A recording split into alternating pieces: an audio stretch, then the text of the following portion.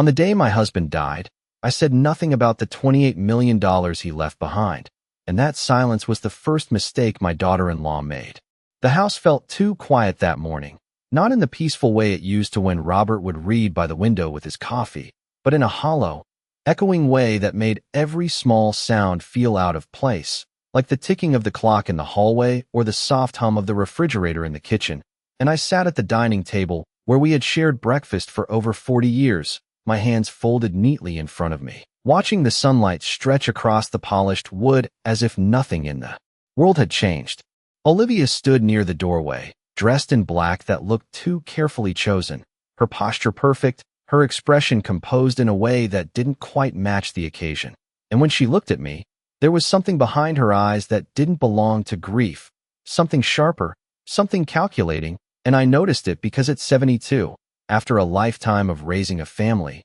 of managing a home, of standing beside a man who built everything from the ground up, you learn to recognize the difference between sorrow and performance. Daniel moved quietly between us, his voice low, his words polite, but distant, as if he had already stepped into a role that no longer included me at the center. And I let him speak. I let him fill the silence, because I had already decided that I would not correct him. Not yet. Not when every word spoken in that room felt like a piece of a larger picture I was only beginning to see. Later that afternoon, when the attorney mentioned the estate in passing, his tone careful, his eyes flicking briefly toward me, as if waiting for confirmation, I simply nodded and said nothing more. And that was when Olivia's attention sharpened. Just for a moment. Just enough for me to catch it, the slight tilt of her head, the way her fingers paused against the back of the chair, as though she had just heard something she had been waiting for, but didn't fully understand. And I realized then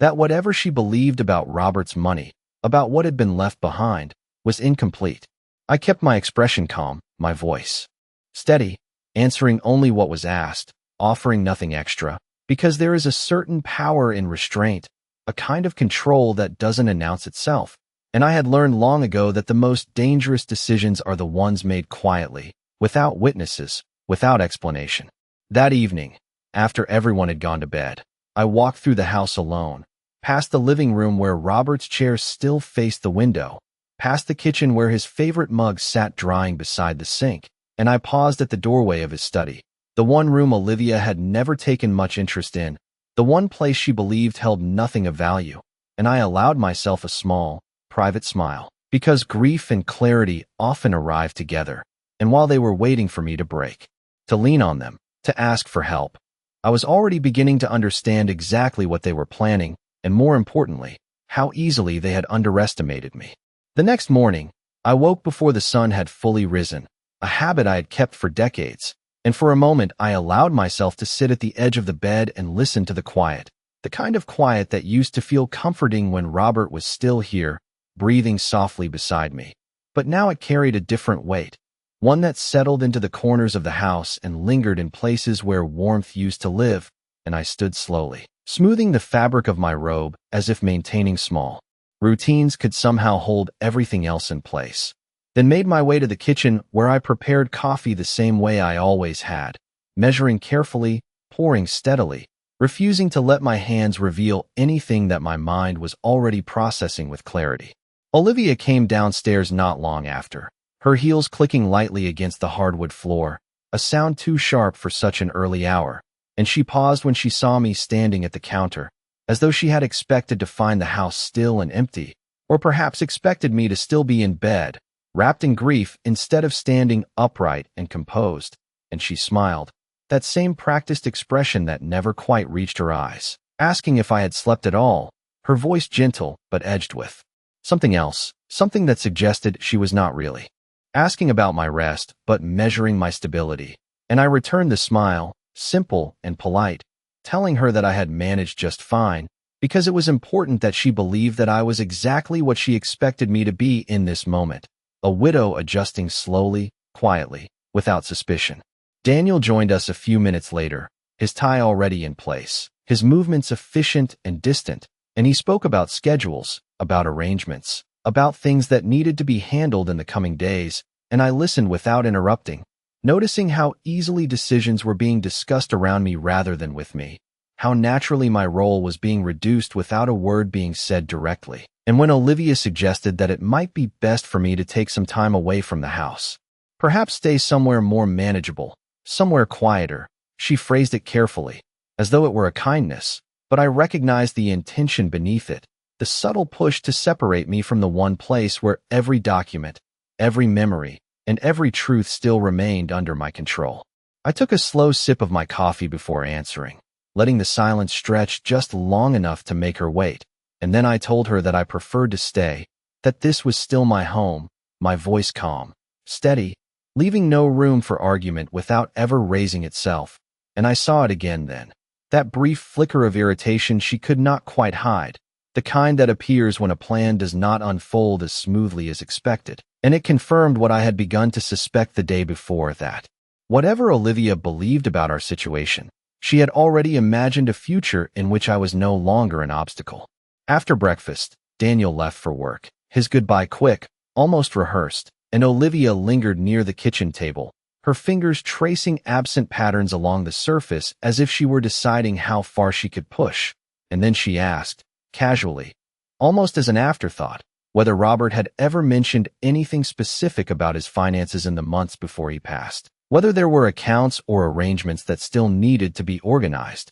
And I met her gaze directly, holding it just long enough to let her understand that I had heard the question for what it truly was, not curiosity, but confirmation. And I told her simply that everything had been handled, that Robert had always been very thorough, and I watched as that answer settled into her mind, not as reassurance, but as a complication, because it meant there was more she did not know, more she had not yet found, and that uncertainty was something she did not seem comfortable with. When she finally excused herself, claiming she had calls to make, I remained at the table for a while longer, my hands resting lightly against the wood, my thoughts aligning into something sharper, more defined, because by then it was no longer a question of whether something was wrong. It was a question of how far they were willing to go, and how carefully I would need to move before revealing that I already understood far more than they believed. That afternoon, I found myself standing in the hallway outside Robert's study, my hand resting lightly against the door frame as I looked into the room that had remained untouched since the day he left it, the leather chair still angled toward the desk, the papers stacked in the same deliberate order he had always preferred, and for a long moment I simply observed, not searching yet, just remembering, because memory has a way of revealing patterns you might have missed while you were still living inside them. And I began to recall small conversations, subtle remarks Robert had made in the months before he passed, things that had seemed ordinary at the time, but now carried a different weight, like the way he had once mentioned reviewing documents late into the night, or how he had insisted on meeting with his attorney more frequently than usual, always reassuring me that everything was under control, that I would be taken care of no matter what. And I realized then that his confidence had not been casual, it had been intentional. I stepped inside and closed the door behind me, the quiet in the room feeling different from the rest of the house, more contained,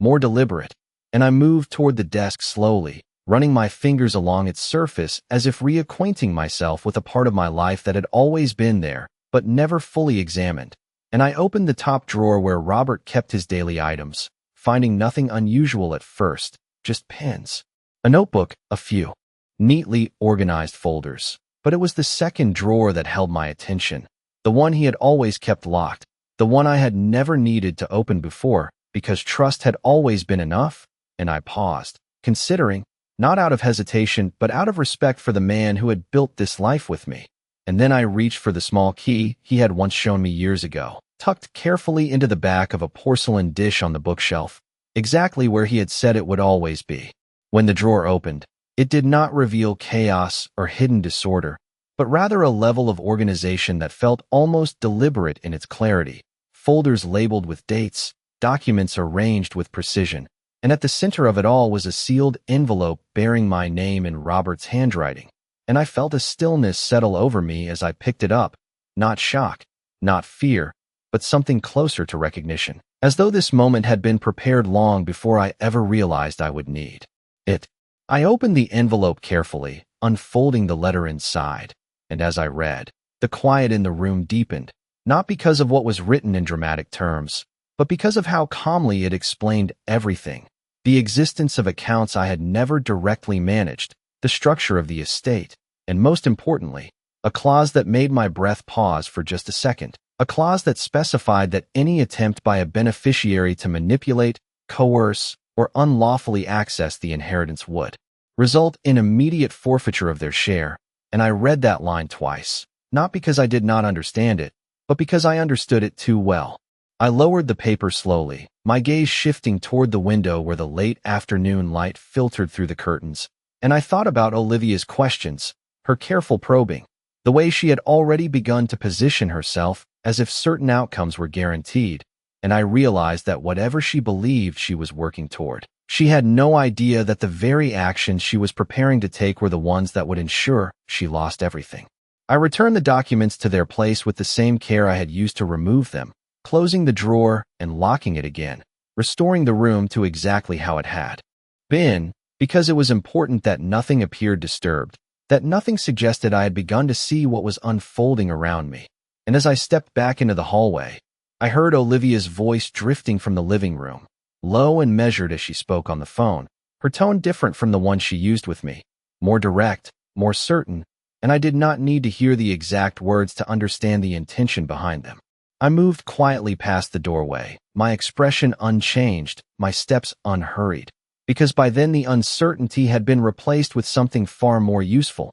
a clear understanding of the game that was being played, and more importantly, the rules that would decide how it ended. I did not confront her that evening, and I did not change my routine, because the most dangerous mistake a person can make when they discover the truth is to reveal that discovery too soon. And instead I moved through the house the way I always had, setting the table for dinner, placing the plates in their usual positions, folding the napkins with the same care I had practiced for years, and when Olivia joined me in the kitchen, she watched me for a moment longer than necessary, as if trying to detect some shift in my behavior, some sign that I had begun to question things, but I kept my movements steady, my expression calm, giving her nothing that she could use to adjust her own strategy. Daniel arrived home just after 6, loosening his tie as he stepped inside, his voice carrying a note of tired distraction as he greeted us, and I noticed how quickly Olivia moved toward him, her tone softening, her posture changing in subtle ways that suggested a performance tailored specifically for him, and I observed the way she guided the conversation, how she introduced topics that seemed harmless at first, small concerns about the house, about maintenance costs, about how overwhelming it might become for someone my age to manage everything alone, and I listened as Daniel responded, not with resistance, but with a kind of quiet agreement that felt less like conviction and more like repetition, as though he had already heard these ideas before and was now simply echoing them back. I took my seat at the table and allowed the conversation to unfold without interruption, noticing how often my name was mentioned without my involvement, how decisions were framed as if they were already understood, already accepted, and when Olivia finally turned to me directly, her smile measured, her voice gentle, suggesting that perhaps it would be wise to consider simplifying things, selling the house, moving somewhere more convenient, I met her gaze and held it, just long enough to let her feel the weight of my attention, before I responded in a tone that revealed nothing beyond quiet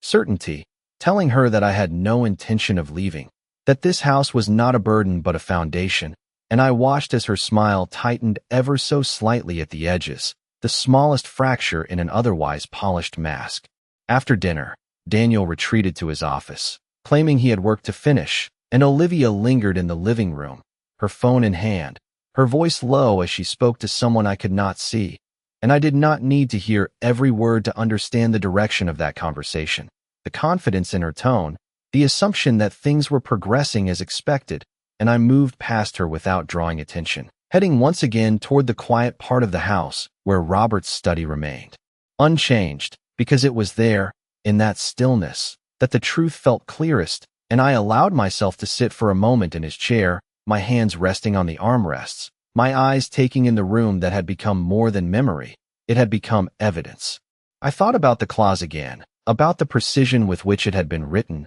not as a precaution born of fear, but as a safeguard designed with intention, and I realized that Robert had not simply prepared for the future, he had anticipated the possibility of exactly this kind of situation, and that understanding settled into me not as comfort, but as clarity, because it meant that what I was seeing now was not unexpected, not entirely, and that realization gave me something far more valuable than reassurance. It gave me direction. When I stood and turned off the light, leaving the study exactly as I had found it, I felt a shift within myself, subtle but undeniable, the kind that does not announce itself with emotion, but with resolve. And as I walked back through the quiet hallway, past the soft glow of the living room where Olivia's voice still carried in low, confident tones, I understood that she believed she was guiding the situation, that she believed every step was unfolding according to her plan, and I allowed that belief to remain untouched, because the strongest advantage I had now was not what I knew,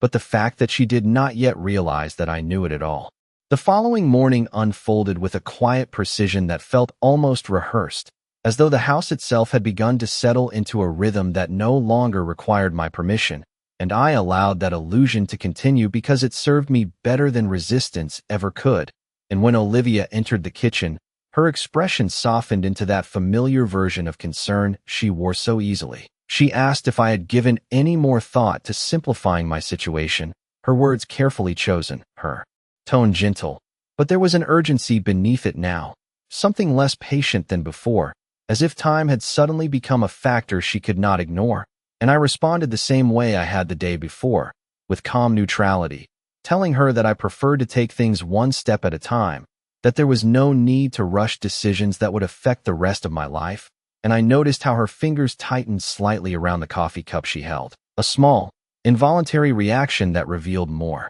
than her words ever would. Daniel remained distant, moving through the morning with the same quiet efficiency, speaking about work, about meetings, about obligations that seemed to pull him further away from anything that required reflection, and I watched him carefully, not with anger, not even with disappointment, but with a clarity that had replaced both, because I could see now how easily he had allowed himself to be guided, how gradually his role in this house had shifted without him ever fully acknowledging it. And that realization did not require confrontation. It only required patience. After they left, I returned once more to the study, not to search, not to question, but to confirm what I already understood, and I sat at the desk, opening the drawer again, reviewing the documents with a more deliberate eye, noting details that had seemed secondary before, account structures, timelines, the legal language that framed every decision Robert had made, and I began to see the design more clearly, not just the protection of assets, but the anticipation of behavior, the understanding that people reveal themselves most fully when they believe they are close to gaining something they desire, and I closed the drawer with a quiet sense of certainty, because what had once felt like uncertainty had now become a map. That afternoon, I made a small decision, one that would not draw attention, one that would appear entirely ordinary from the outside, and I called Robert's attorney, asking if he might have time to review a few administrative details, keeping my tone casual, my request simple, and when he agreed to meet later in the week, I felt the first true alignment between what I knew and what I was beginning to set in motion. Because preparation, when done correctly, does not look like action, it looks like routine. When Olivia returned home that evening, her energy felt sharper, more focused, and she mentioned that she had spoken to a real estate agent, just to explore options, she said, just to understand the market, but the way she presented it, the confidence in her voice, suggested that she had already moved beyond exploration and into expectation, and I listened without interruption, nodding lightly, asking a few neutral questions that gave her the impression that I was considering her suggestions. And I watched as that impression encouraged her, as it reinforced the belief that her influence was working, that her timing was correct, and that belief, I realized, was exactly what I needed her to have. Later that night, as I moved through the house, turning off lights, closing doors, maintaining the same quiet order that had always defined my days, I paused once more at the threshold of the study, not entering this time, just standing there, understanding that the room no longer represented memory alone, but strategy, and I allowed myself a single, measured breath before continuing down the hallway, because everything was now in place, not in a visible sense, not in a way that anyone else could observe, but in the only way that mattered, in understanding, and in the quiet certainty that the next move would not belong to them. The meeting with Robert's attorney was scheduled for Thursday morning, a time that felt ordinary enough not to draw attention, and I made sure to mention it casually the night before, presenting it as nothing more than a routine review of paperwork, something administrative, something expected, and Olivia responded exactly as I anticipated, with polite interest that masked a sharper awareness, her eyes lingering for just a fraction longer than necessary, as though she were already calculating what that meeting might mean, what might be discussed, what might be revealed, and I offered her nothing beyond the surface of the explanation, allowing her to fill in the rest with her own assumptions. That morning, I dressed with the same quiet care I had always taken, choosing a simple navy blouse and a light gray jacket, nothing that suggested significance, nothing that would signal that anything had changed, and when I left the house, Olivia stood by the doorway, her smile measured, her voice soft as she wished me a productive meeting. But there was something else there now, a subtle tension beneath her composure, the kind that appears when control begins to feel uncertain, and I acknowledged it with a small nod before stepping outside, closing the door behind me with a sense of finality that did not show in my expression. The attorney's office was just as I remembered, orderly, quiet, with a sense of structure that mirrored Robert's own way of thinking, and when Mr. Henderson greeted me, his demeanor was respectful but direct, as though he understood that this meeting was not about routine at all, and I took my seat across from him, placing my hands calmly on the table before explaining, in simple terms, that I wanted to confirm the details of the estate, that I wanted to ensure everything was as Robert had intended, and he listened carefully, nodding as I spoke, before opening the file and reviewing the documents with a precision that left no room for ambiguity. He confirmed what I already knew, the structure of the accounts, the protections in place, the clause that would be triggered by any attempt to interfere, and as he spoke, I asked a few measured questions, not because I needed clarification, but because I needed confirmation, because understanding the exact boundaries of what had been set in motion would determine how I moved next. And when he finished, he looked at me with a quiet seriousness and asked if there was something specific I was concerned about. And I paused just long enough to consider my answer before telling him that I believed there might be attempts to access or influence the estate before everything was formally settled. And his expression did not change, but there was a shift in his posture, a subtle alignment that suggested he had anticipated that possibility as well. We discussed options then, not dramatic ones, not immediate confrontations, but controlled measures, ways to document interactions, ways to ensure that any inappropriate actions would be recorded clearly and without dispute, and I agreed to each step with the same calm certainty I had maintained from the beginning, because the strength of any plan lies not in its visibility, but in its precision. And when I left his office, I carried nothing that would draw attention, no visible documents, no sign that anything had changed, but I carried something far more important, a framework that would allow events to unfold exactly as they were already beginning to. When I returned home,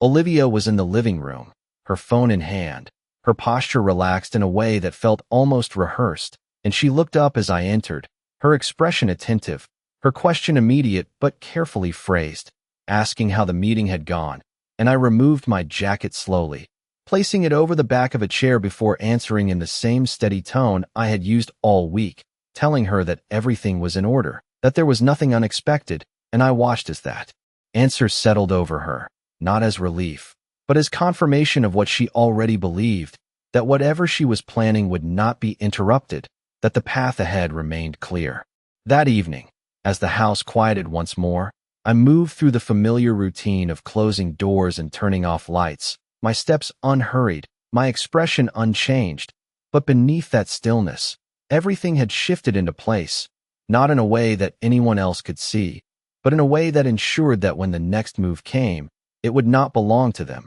it would belong to me. By the end of that week, the rhythm inside the house had changed in ways that would have been easy to miss if I had not been watching so carefully, because nothing appeared dramatic on the surface, nothing that would draw attention from an outsider, but beneath that calm, there was movement, subtle and deliberate, and I began to notice how often Olivia positioned herself near the study, how her footsteps slowed when she passed the hallway, how her eyes lingered just a moment too long on the door that had once meant nothing to her, and I understood that curiosity had turned into intent. That afternoon, while I was in the kitchen preparing a simple lunch, she appeared at the doorway, her expression thoughtful, her tone light as she asked if there were any documents she should help organize, mentioning how overwhelming paperwork could become after a loss, how easy it would be for things to be misplaced, and I set down the knife I had been using, wiping my hands carefully on a towel before turning to face her, offering a small, appreciative smile,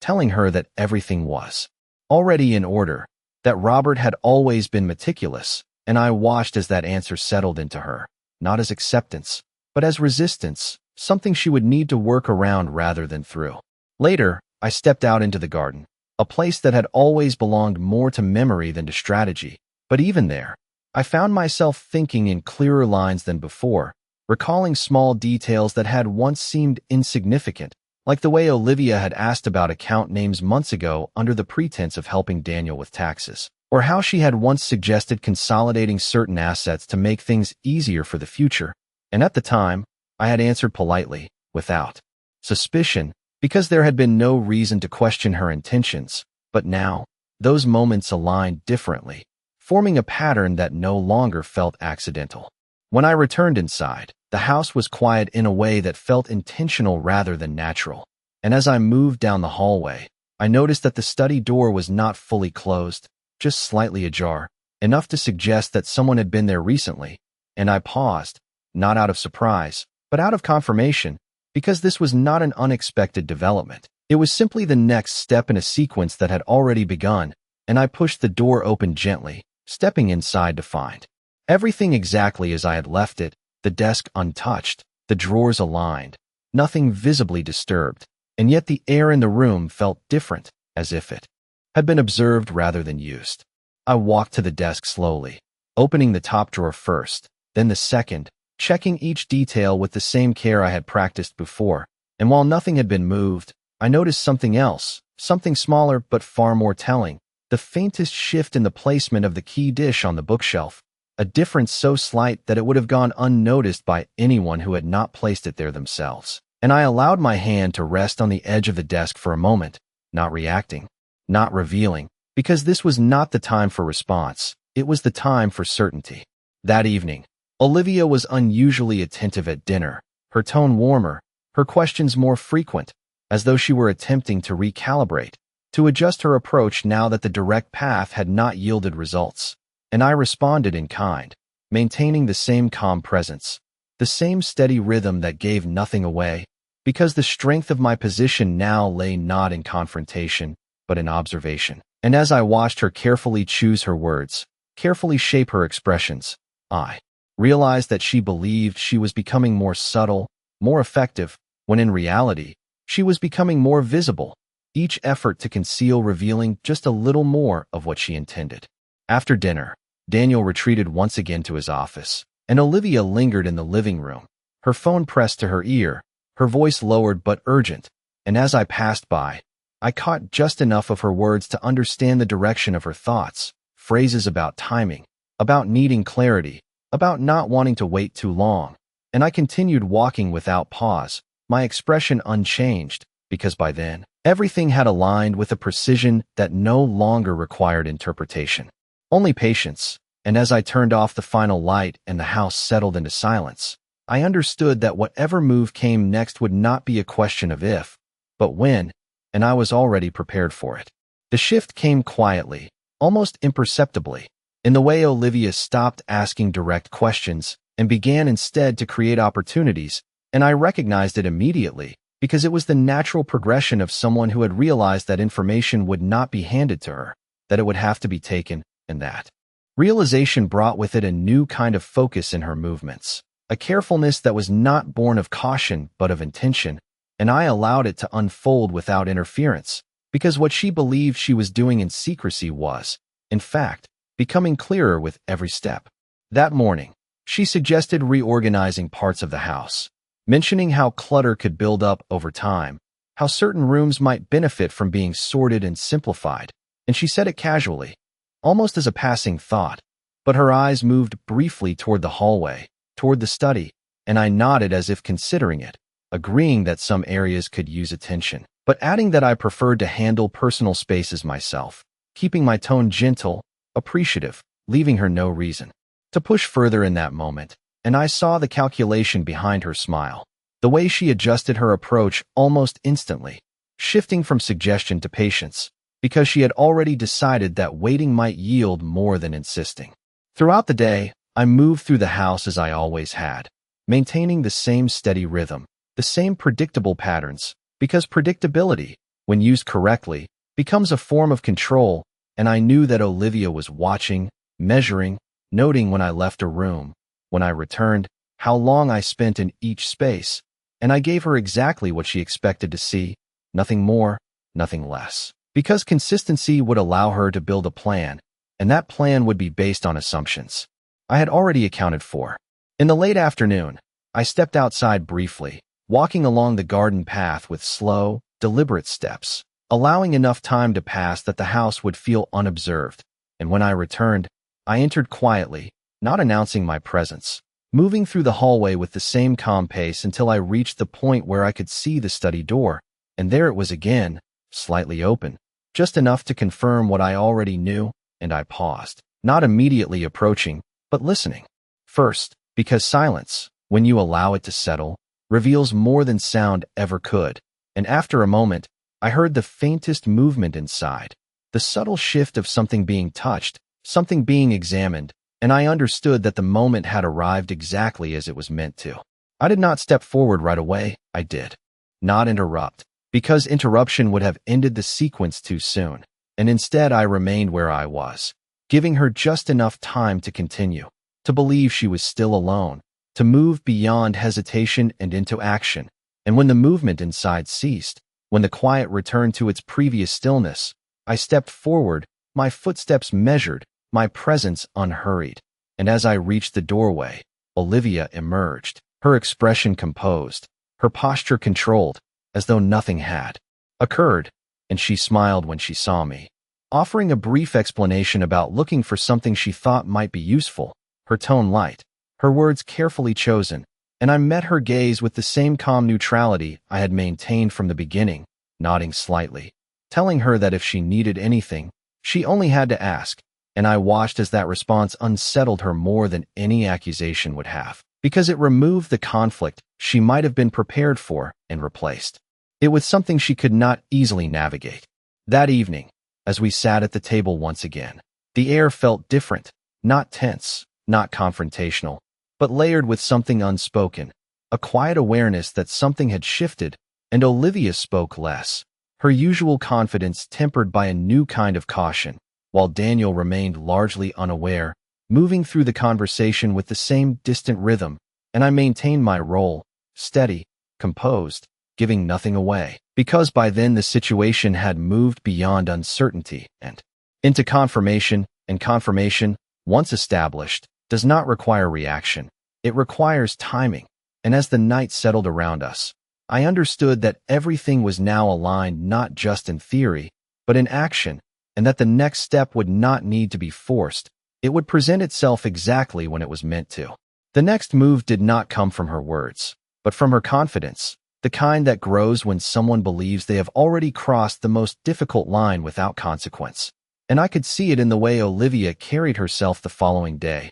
her posture more assured, her tone lighter, as if the uncertainty that had briefly unsettled her had now been replaced with something closer to expectation. And I understood what that meant without needing to ask, because people rarely retreat. After taking a step forward, they advance, and they do so with increasing boldness when they believe no one is watching. That morning, she approached me with a document in her hand, not immediately presenting it, but holding it just loosely enough to suggest that it was unimportant, something routine, something administrative, and she mentioned that she had been looking into simplifying certain financial arrangements, explaining how it might be helpful to consolidate accounts, to streamline responsibilities, to make things easier for everyone involved. And her words were carefully structured, each one placed to sound reasonable, practical, even considerate, but beneath that structure was a clear intention, one that had now moved from observation into action. I listened without interrupting,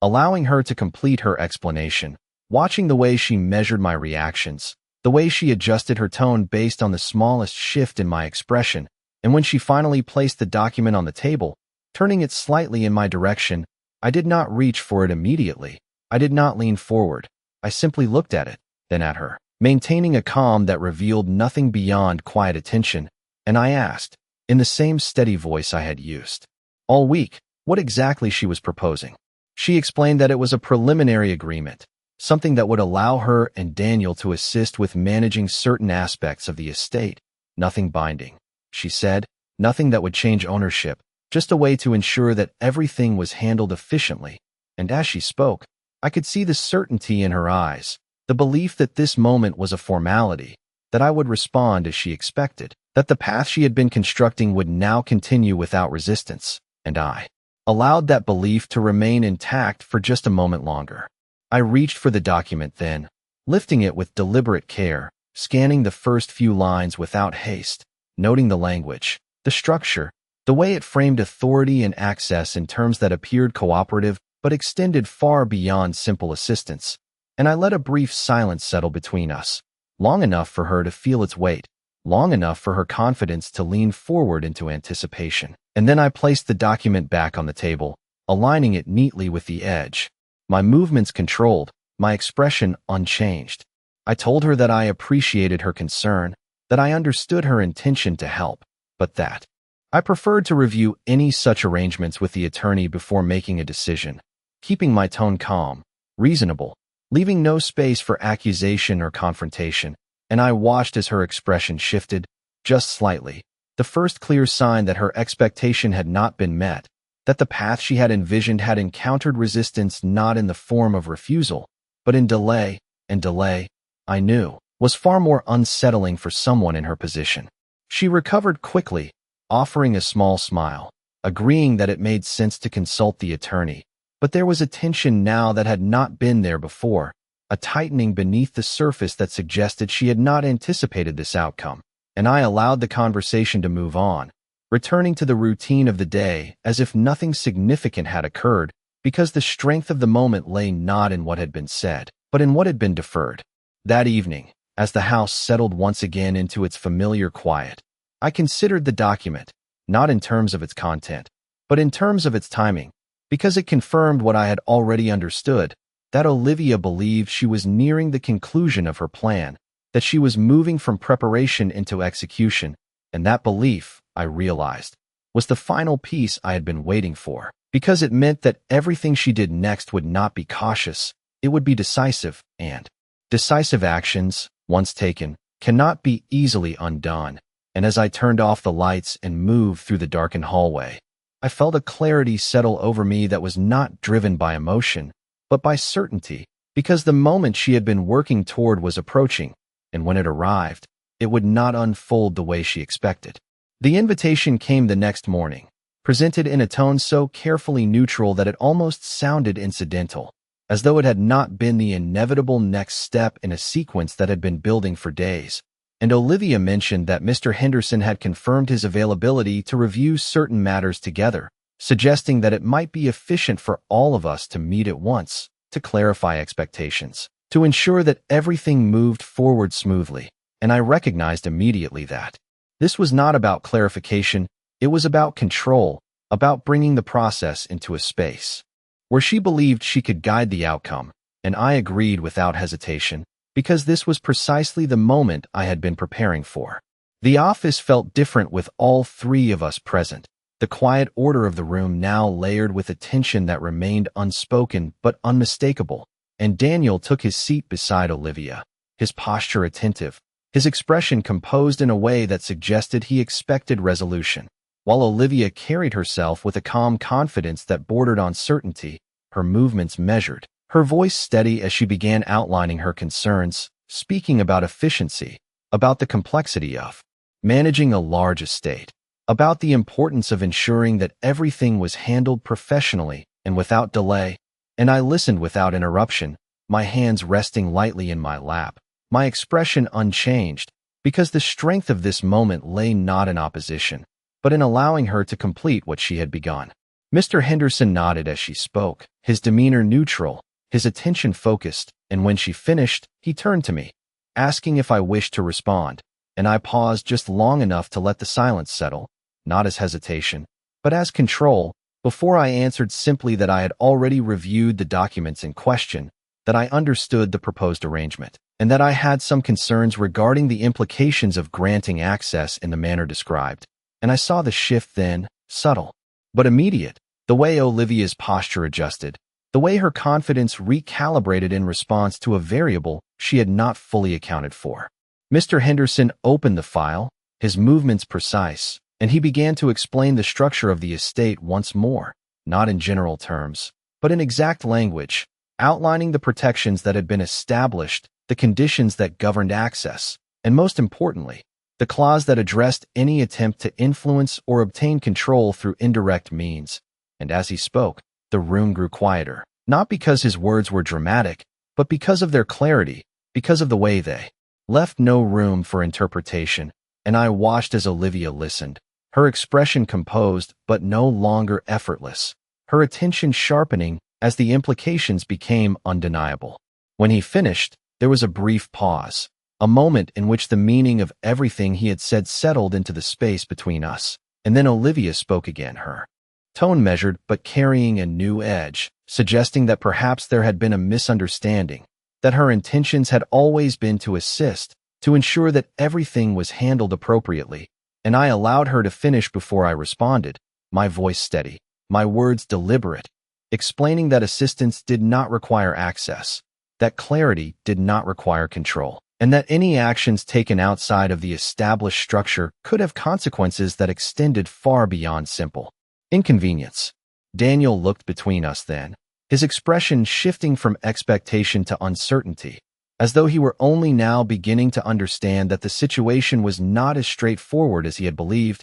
and Mr. Henderson closed the file with a quiet finality, confirming that all decisions regarding the estate would remain under the conditions Robert had specified, that any deviation from those conditions would be addressed accordingly, and that there would be no changes without explicit and documented approval, and I nodded once, acknowledging his words, before standing, my movements calm, my expression unchanged, because the outcome of this meeting had never been in question, only its timing. As we left the office, Olivia walked beside Daniel in silence, her composure intact but no longer unshaken, and I stepped ahead of them, not out of haste, but out of certainty, because what had been unspoken was now clear, what had been assumed was now defined, and what had been planned without my knowledge had now been placed fully within my control. The drive home was quieter than any silence we had shared before, not the kind that comes from comfort or familiarity, but the kind that settles when something fundamental has shifted and no one is quite ready to acknowledge it. And Daniel kept his eyes on the road, his hands steady on the wheel, while Olivia sat beside him, her posture composed but rigid, as though she were holding something in place that threatened to slip. And I watched them both from the back seat, not with judgment, not with anger, but with a clarity that no longer required interpretation. When we arrived, Olivia stepped out first, her movements precise, her expression already returning to its practiced calm, and she spoke lightly about needing to take a call, excusing herself before either of us could respond, and I observed the way she moved, the speed beneath her control, the urgency she could not fully conceal, and I knew that the conversation she was about to have would not be about reflection, but about recalculation. Daniel lingered by the car for a moment, his gaze distant, his posture uncertain, and when he finally turned to me, there was something in his expression that had not been there before, not quite regret, not quite realization, but something close to both, and he asked, in a voice that was quieter than usual, whether everything was truly as complicated as it had sounded, whether there was something he had misunderstood, and I looked at him for a moment, considering not just the question, but the years that had led to it, the gradual shifts, the quiet changes that had brought us to this point, and I answered simply that nothing had changed, that everything was exactly as his father had intended, and that understanding it only required paying attention, and he nodded slowly, as though absorbing something that had been there all along, but had only now come into focus. Inside the house, the atmosphere felt different, not heavier, but clearer, as though the unspoken tension that had lingered in every room had finally taken shape, and I moved through the space with the same steady rhythm I had maintained from the beginning, setting things in order, placing objects where they belonged, restoring a sense of structure that had never truly been lost, only obscured. And I could hear Olivia's voice from the other room, low, controlled, but carrying a sharper edge now, a tone that no longer assumed success, but sought solutions, and I did not need to listen closely to understand that her certainty had been replaced with something else, something less stable. That evening, dinner was quieter than usual, the conversation measured, each word placed with more care than before, and Olivia spoke less, her attention divided, her confidence tempered by the reality she had encountered, while Daniel remained thoughtful, his responses slower, his focus no longer entirely aligned with hers, and I maintained my role as I always had, calm, composed, present without being drawn into the shifting dynamics around me, because the purpose of this moment was not to confront, but to allow the consequences of understanding to settle naturally. Afterward, as the house grew quiet once more, I returned to the hallway, pausing briefly near the study, not entering, not needing to,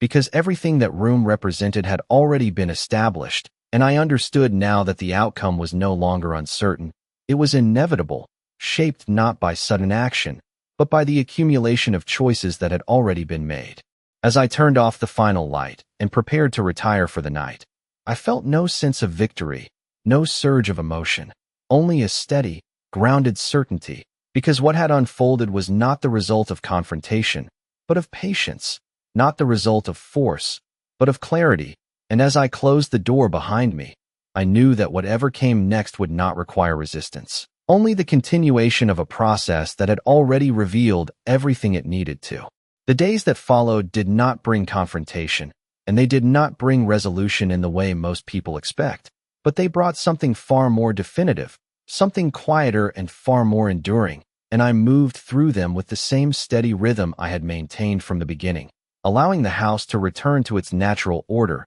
allowing each moment to settle without interference, because the outcome had already been determined, not by what would be said, but by what had already been understood. Olivia became more reserved, her movements more measured, her voice softer in a way that suggested not calm, but recalibration, as though she were attempting to rebuild a sense of control that no longer existed, and I observed it without reaction, because there was nothing left for me to respond to, only something to acknowledge silently. The shift from certainty to uncertainty that had taken place entirely within her own expectations. Daniel, on the other hand, changed in a different way, not suddenly, not dramatically, but gradually, as though a lens had been adjusted and he was now seeing the same environment from a slightly altered perspective, and he began to ask small questions, not direct, not confrontational, but reflective, about timelines, about decisions, about how things had been arranged, and I answered each one simply, without elaboration. Because clarity does not require emphasis, it only requires consistency. And I could see that he was beginning to connect details that had once seemed unrelated, that he was starting to recognize the structure that had always been there beneath the surface. One evening, as we sat together in the living room, the quiet stretching between us in a way that no longer felt uncomfortable, he spoke more directly,